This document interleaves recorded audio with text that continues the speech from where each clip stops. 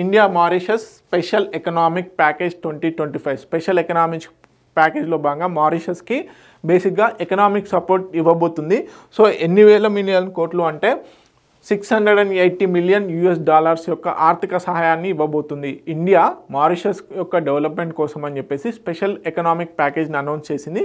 దీంట్లో భాగంగా $680 మిలియన్ ప్రకటించడం జరిగింది.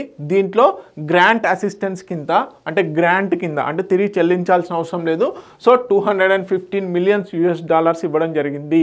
ఓకే, దేనికోసము new Sir Seewoosagur Ramgoolam national hospital health కేర్లో భాగంగా, అదేవిధంగా ఆయుష్ సెంటర్ ఆఫ్ ఎక్సలెన్స్లో భాగంగా, veterinary school and animal hospital, next వచ్చేసి helicopters, air mobility and disaster మేనేజ్మెంట్లో భాగంగా గ్రాంట్ కింద $215 మిలియన్ అనేది సపోర్ట్ ఇవ్వడం జరిగింది.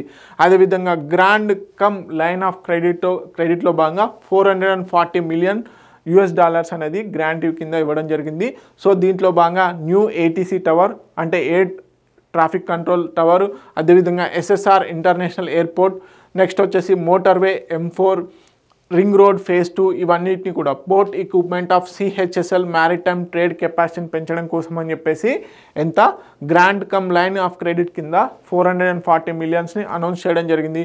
అదేవిధంగా strategic cooperation trade point of వ్యూలో కూడా నెక్స్ట్ వచ్చేసి బడ్జెటరీ సపోర్ట్ వచ్చేసి $25 మిలియన్ అనౌన్స్ చేయడం జరిగింది.